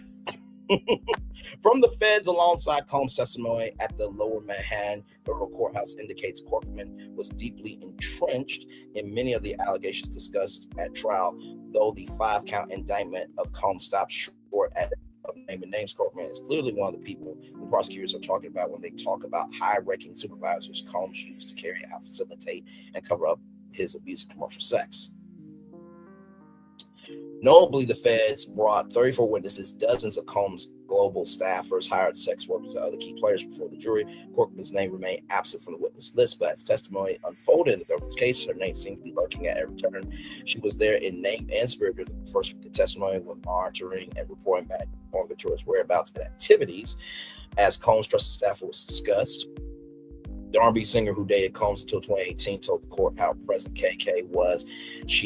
As she detailed her and Combs' romance and how the relationship nosedived to physical abuse, and as she claimed blackmail, coerced control. There's KK again in name, but not beside her now ex-boss in week 3 of the trial, as evidence is entered of her texting with Mia, the pseudonym's assistant to Combs, to talk her down from thoughts of suicide while ensuring she would not become a liability after unceremoniously fired after years of service. Now, with hindsight on her time with Combs, Mia told the jury that there was nobody around us that ever even flinched at his behavior. The following week, KK was metaphorically there, front and center again in discussions as Jane, Combs' girlfriend, until his arrest last year, told the court how chief of staff downplayed the risk of transporting the cards on a commercial flight to encourage her to do it for Combs' benefit. In this small manner, Corcoran's name has haunted the entire trial, from small moments in court where she's taken photos of text on Combs' phone or when she's allegedly managing those procuring sex workers and drugs for his freak-off parties, overseeing those clean up after the hotel nights, or just intimidating underlines and enforcing a culture of secrecy. KK was referenced more than 24 times in the trial before the jaw-dropping moment on June 5th when prosecutors referred to her as a co-conspirator and agent of Combs. What did this mean? Would she be facing charges proving the racketeering element of the Fed's case, or was she intimately taking the stand to testify? The last possibility is clearly not happening now. The prosecution has rested its case, but given Corcoran's continued absence from the courtroom and the fact that no one has heard from her since March, when she broke her silence to adamantly deny claims made about her in 3 civil suits against her and Combs, this is the question that burns. Did she flip on him and work for the prosecution, or is she now saying that possibly about to be charged for the myriad of allegations the court and trial observers heard about over the past 6 weeks? Our reporter reached out to Corcoran through the Music Heartbeats nonprofit she helped found it, but has not received a response from her. So Corcoran issued her statement in March. The publication has been able to get a response from her attorney. These false allegations of my involvement are causing irreparable and calculable damage to my reputation, the emotional well-being of myself and my family. Her March statement reads, in part, I have never condoned or aided and abetted sexual assault of anyone, nor have I ever drugged anyone. An important, somewhat confusing aspect of the racketeering charge Combs faced is that he is the alone accused party in a case that must prove a conspiracy. While this may seem counterintuitive, it's not uncommon in a RICO case, particularly now the prosecutors are getting creative, taking the statute designed to rope together organized crime syndicates to refer to various other alleged criminal enterprises. They must be a cult. NXIV, and for sex trafficking, Allison Mack. Look up Allison Mack and that alt right there, okay, on YouTube. It's great long form documentarians. One of my favorites, The Right Opinion. That motherfucker right there. Cruel War, Happy Mind. Joe the King. There's so many of them. There's so many of them. Or a college admission scam, the Varsity Blues scandal, in a case that has been seen some comparison to the Combs trial. Singer R. Kelly became the only one convicted under RICO in his 2021 federal sex trafficking case. 2 men accused of co-conspirators were eventually acquitted. As far as Combs' case, prosecutors must prove he used the entity as the vehicle to facilitate criminal activities over time, with him and only him facing racketeering charges. I mean, the car that was at Kid Cudi's home was registered under Bad Boy Records, so there is that there. The prosecutor has been broad discretion in terms of who they prosecute and what they prosecute them for. And a professor at New York Law School told the High Report, keep in mind, just because someone wasn't prosecuted doesn't mean that they engage in criminal activity. Given Corcoran's proximity to many of the allegations heard in court of happenings at Combs Global, it follows that if the acts were to fall on someone else, it's likely going to be his right-hand woman, who Combs proclaimed in a 2021 Facebook post that he didn't know how I'll function without her. Producer Lil Rod Jones went as far as to compare KK and Combs to Ghislaine Maxwell and Jeffrey Epstein, making a direct comparison between Maxwell and KK and his explosive civil suit against Combs, and that tenuous $30 million lawsuit is one of three that names Corcoran alongside Combs. While Epstein never made to see a trial, having died in a federal lockup, the timing of charges is notable, and perhaps something to watch for. It was notably just a hair under a full year after his indictment. The department just announced the charges against Ghislaine Maxwell. Combs was charged in September 2024. As the prosecution rested its case on Tuesday, the phantom of the trial remained out of the picture entirely. The defense called no witnesses, and Combs opted not to take the stand. Though charges could come Corcoran's way at any moment, there's a solid chance that she may not be formally accused of anything about the government. Speaking with the High Report, Korski laid out 3 reasons this could be the case. One simple reason could be that Corcoran quietly worked with prosecutors in exchange for a non-prosecution agreement at the time of her public denial of wrongdoing. March rumors swirled that she would sing, and the consensus seemed to be that throwing loyalty aside would be the smart thing for her to do. This was the case with multiple former Combs staffers who took the stand to tell the jury about his work and personal life. If she did not work with the defense, Korski said, perhaps the statute of limitations for the alleged crimes she may or may not have been involved in has passed. But this is unlikely. She worked for Combs until his September arrest, and Jane, victim 4, was with Combs until then. Or perhaps KK is avoided indictment because the case against her is too weak. The government has to analyze its evidence. Korski said, do they actually have evidence that would support prosecution against an individual? If they do, then they can, but if they don't, they can't.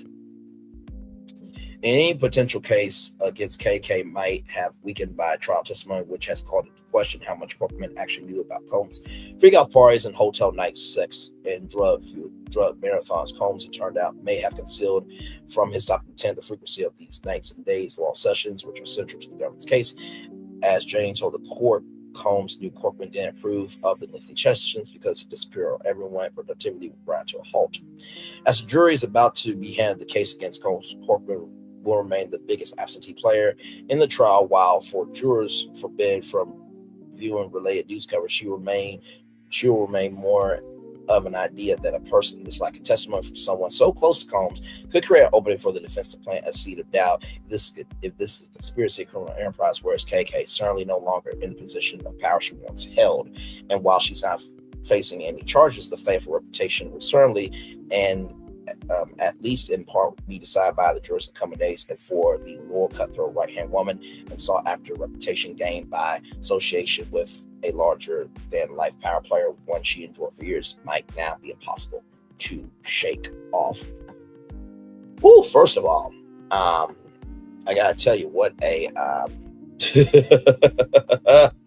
what an article for one. From the Hollywood Reporter, and very, very thoroughly talked about her position, what she could do, and how she moved about the country, right? So just wanted to say that there. All right, y'all. So we do have this here. Might not be able to play the whole thing. We're going to play more than enough for you guys to get context, conjecture, and connection. Let's go from Law and Crime. All right, welcome back to our continued coverage of the Sean Combs criminal case in New York. I'm Jesse Weber. Thanks for joining us. And Elizabeth, shout out to y'all. Y'all are amazing. Just want to say that. More of your questions. We're going to get Elizabeth Milner up right now. Before I do, I just want to let you know we got a super chat question that came in from Smarty Pants. Smarty Pants, first of all, thank you so much. I know you've been very active in our questions for the last several weeks. We really do appreciate it. The question is, jury does not or does have to be unanimous on the RICO predicates for the RICO conspiracy case. Yes, for that charge, RICO conspiracy, yes, they absolutely have to be, but only with respect to two. Only with respect to at least two predicate crimes. And I believe on the verdict form, they even have to check off which of those were actually proven. So it's a really good question. By the way, Miss N. Kesey, Jesse, fellow class of 2012 lawyer. Is that Kenza? Kenza, if it is, put it down in the chat. Good to see you, Kenza. It's been a minute. Where have you been? I hope it's Kenza. Anyway, thank you so much. All right, let me bring on Elizabeth Milner, Law and Crime's in-court reporter, a fan favorite. Everybody loves Elizabeth. Why? Let me read it to you. Alana Rodriguez says, hi, Queen Elizabeth and Jesse. You're both great. Jesse's handsome. Elizabeth's gorgeous. Question for Elizabeth. Did Combs' family come today? Elizabeth, good to see you. Did Combs' family come today?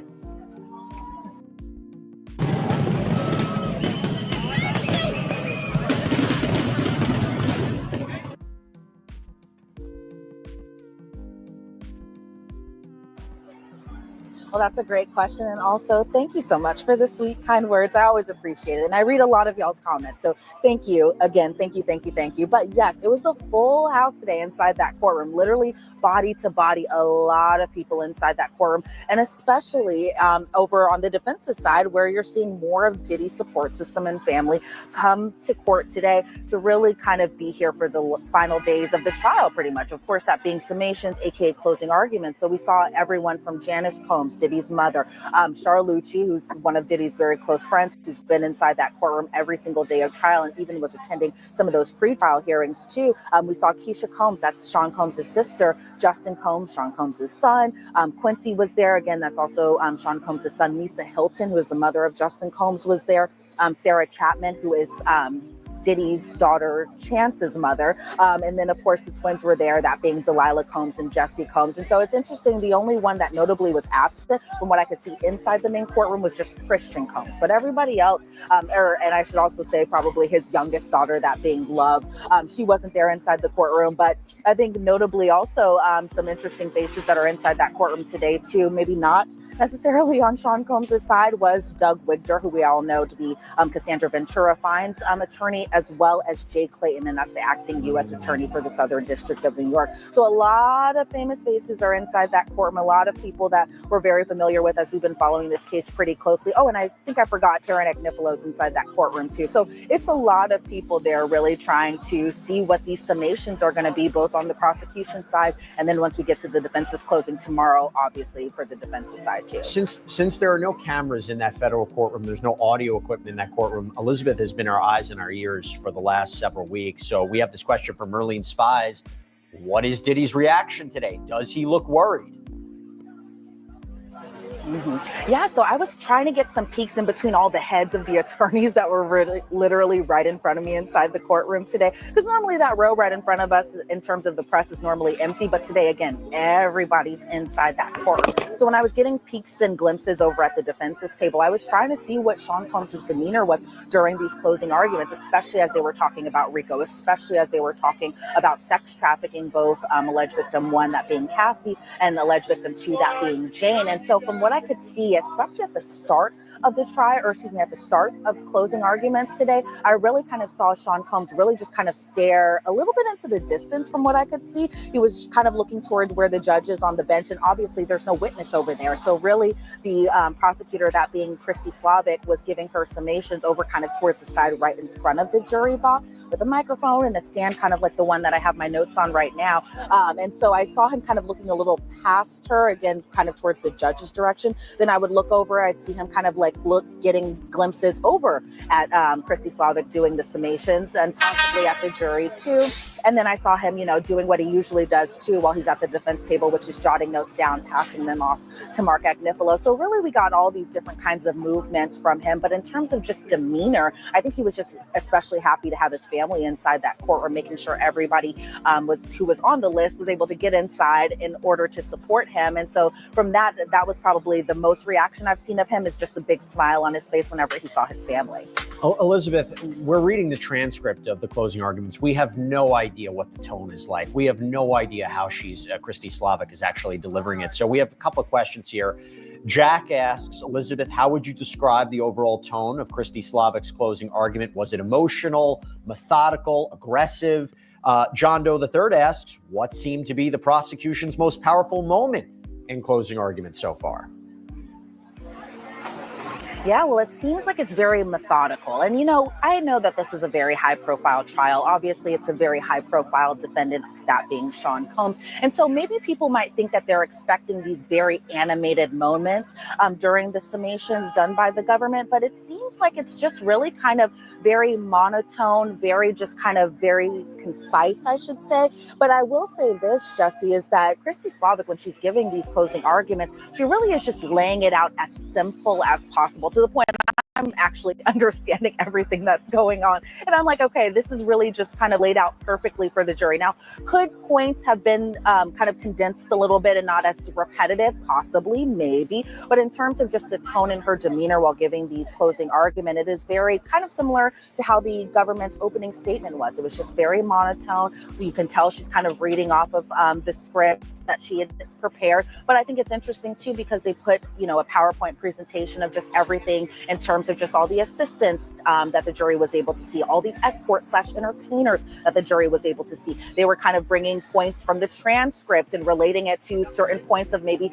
in some cases, the RICO conspiracy and arson and kidnapping, relating it to the testimony that was given by particular witnesses, including, Kid Cudi or Capricorn Clark, those types of folks. And then bringing it back to the text messages, where they're highlighting how these certain text messages will really kind of point to instances of alleged sex trafficking in terms of Jane or in terms of Cassie. And so that's really kind of the tone in terms of the closing arguments that they have. And from what I could see even of the jury, especially at the beginning, they were really kind of paying close attention. I think maybe towards the lunchtime hour, they were ready for lunch because it's a long time to be listening to just one person. But, if I can binge watch a Netflix series for 8 hours, I think the jurors are okay with the 4-hour summation. well, that is why the defense wanted Mark Agnifilo to go on Friday. They didn't want him to have to go after the jury's exhausted from prosecution's closing argument and having lunch. Oh, now we got to hear the defense. It affects the impact of that. So I completely understand it. Elizabeth, I know you have to get back into court. Great seeing you. Thank you so much. Great reporting. We even have Outcast 93 saying, Elizabeth, you've been doing a fantastic job since the beginning of this trial. You really have. So thank you so much. Thank you. Much love to Elizabeth and to, oh my God, the brother's name. Hang on, I want to get this right. Hang on. Elizabeth and yes, they absolutely. Elizabeth and Jesse. Thank you all so much for that. All right, y'all. This content creator name is Melanie King. As I was getting ready to go on tour of all of you, I was looking for just a little bit of anything and everything, and here she is. So let's play it. Sean Diddy Combs just sat there, arms crossed, dead silent, while the U.S. government labeled him the leader of a criminal enterprise. They said he ordered kidnappings. They said he burned a man's car to the ground. They said he trafficked women across state lines, brutalized them, and used baby oil as part of his national sex trafficking operation. And you're telling me we're just now hearing the full truth during closing arguments? Buckle up, guys. Today, we're breaking down day 30 of the United States versus Sean Combs, the first day of closing arguments from the prosecution. And it was explosive. The government didn't hold back. They accused Diddy of racketeering, sex trafficking, arson, witness tampering, and kidnapping. And not only are those charges still very much on the table, they're now the central focus. We're going deep into the government's final attempt to convince the jury that Diddy is not just guilty, he's the kingpin of it all. The assistant U.S. attorney, Slavic, wasted no time. She opened by declaring that over the past 7 weeks, the jury had learned something undeniable. Sean Combs is a criminal leader who doesn't take no for an answer. That's not hyperbole. That's a direct quote. From there, she walked them through a brutal, methodical breakdown of the evidence. And it hit like a hammer. Her first order of business, the RICO charge, the glue holding this whole criminal case together. Slavic made it clear this wasn't about just a few isolated incidents. This was about a criminal enterprise led by Combs himself, a web of personal staff, enablers, security guards, and fixers, all working together to silence victims, clean up messes, and enforce Combs' will by any means necessary. She named predicate acts one by one: drug distribution, kidnapping, arson, sex trafficking, forced labor, bribery, and witness tampering. If the jury finds him guilty of just 2 guys, just 2, the entire RICO charge sticks, and Slavic didn't leave much doubt. She laid out far more than 2. One of the most chilling accounts came from the early 2000s. According to testimony, after some diamonds went missing from Jacob the jeweler, Diddy ordered that Capricorn Clark, one of his employees, be taken into custody. Yes, custody. And by custody, we mean dragged into a room, strapped to a lie detector, and told that if she failed, she'd be dumped into the East River. They did this for 5 days. That's not interrogation. That's terrorism. That's a kidnapping by force and threat. And according... Listen, what I'm loving about Melanie King is that she is soulfully passionate. And she is giving you the facts from a everyday translation, but adding meat to the bone where you can understand what you're chewing on. According to the government, it was just the first of 3. Slavic then moved into arson. Yes, arson. That same car explosion that people whispered about for years. Not just a rumor. Prosecutors made it crystal clear. The burning of Kid Cudi's car was a violent act of retribution orchestrated by Diddy because he suspected a relationship between Cudi and Cassie. They even referenced Diddy's presence during a drive-by.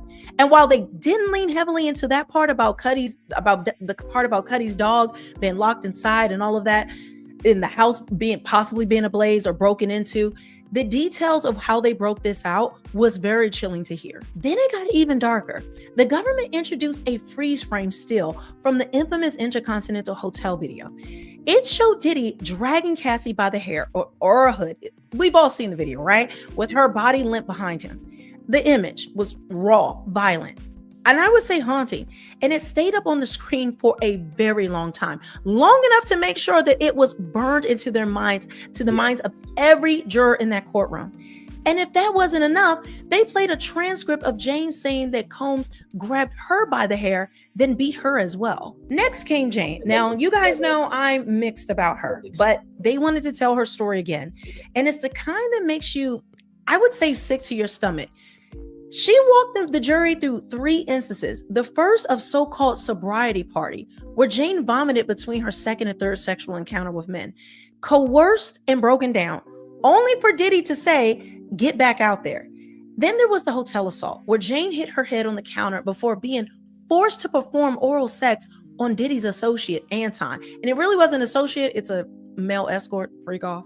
Yep. She didn't want to, she says. She says that she was bruised and bleeding, but had no choice. And that for Anton, nobody knows why he didn't testify.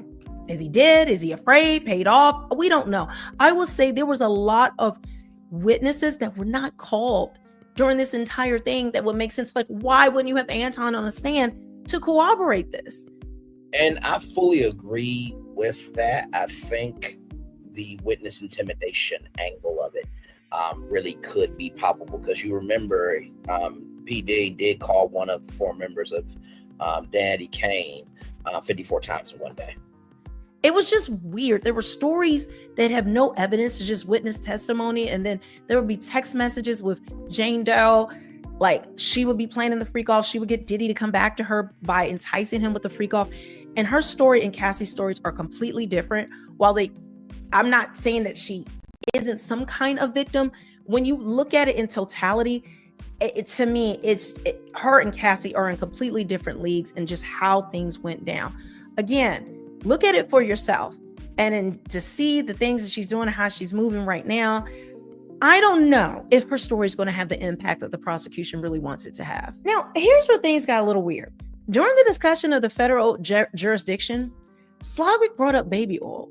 Yes, baby oil. She mentioned that Diddy used products that affected interstate commerce, and that some of these, like baby oil, were transported across state lines. Baby oil was transported across state lines. It sounded almost ridiculous until you remember, okay, that baby oil was reportedly a tool used in these coerced sex acts. Because here's the thing, right? Let's just say you're going on family vacation. You need baby oil to lather up the baby and make the skin soft, this, that, and the third. But that's normal. That's normal. That is normal use. But like Melanie King just said, this baby oil was used for transportation. This baby oil was used for prostitution. And prostitution across state lines, which is illegal, which means any tool being used for that across state lines is also. It wasn't a throwaway detail, but it was kind of weird. It is evidence, but I guess it's evidence that connected Diddy to all of these twisted actions and his federal charges. But are we really talking about baby oil was transported across state lines?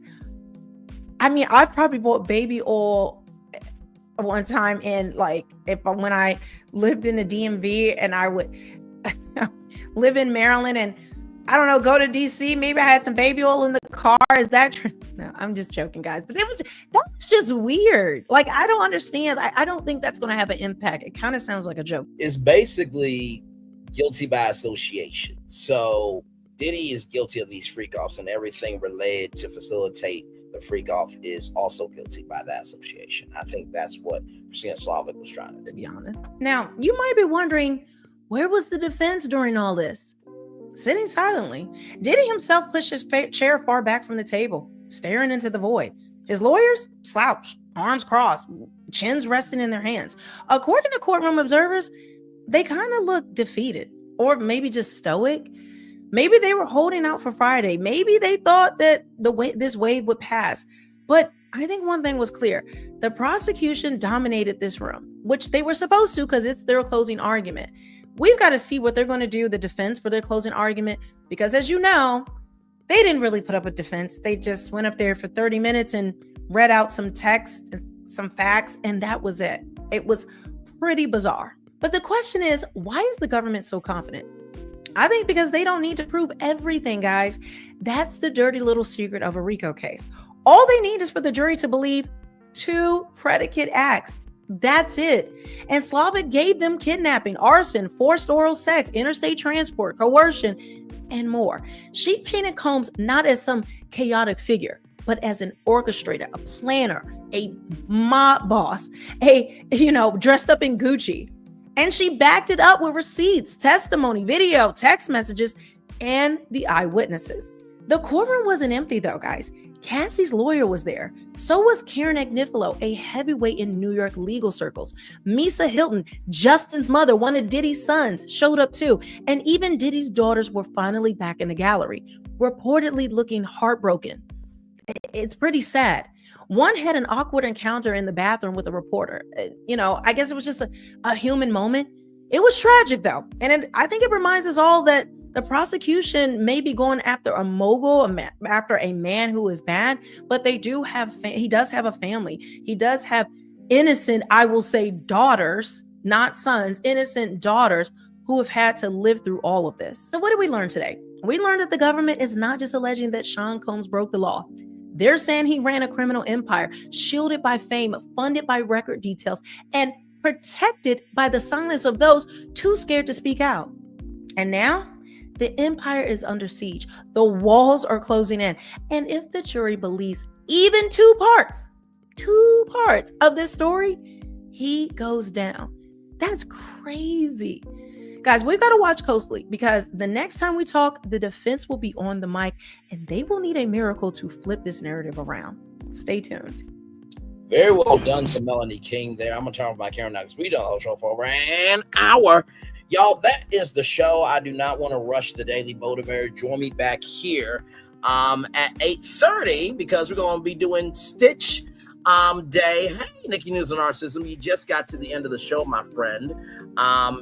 Nikki News, if you can, join me at 8:30 because it is 626 Day and there is some big news for all the Stitch fans. So we definitely need something fun after this. So with that being said, one love, much love, all love. I feel the love is sending right back to you. Do not worry, y'all. Y'all will get the Daily Motivator and the full outro because y'all know it is a signature outro that should not be disrespected. One love, much love, all love. And I feel love and I send it right back to you. Nikki News, I'll see you at 8:30 for 626 Day. I love you. I value, I embrace you all. And by the way, before I go real quick, if you really want to know who is a true friend, who is a true confidant, who is integrity personified, it's this woman right here.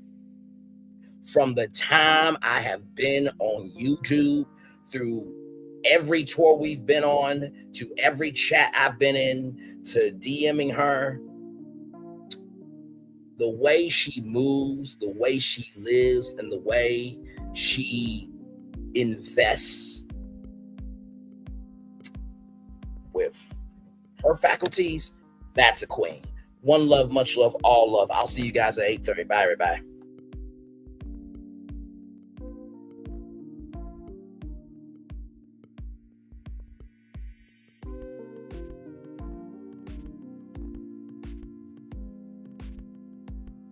Love you right back. Love you right back. Love you back, auntie.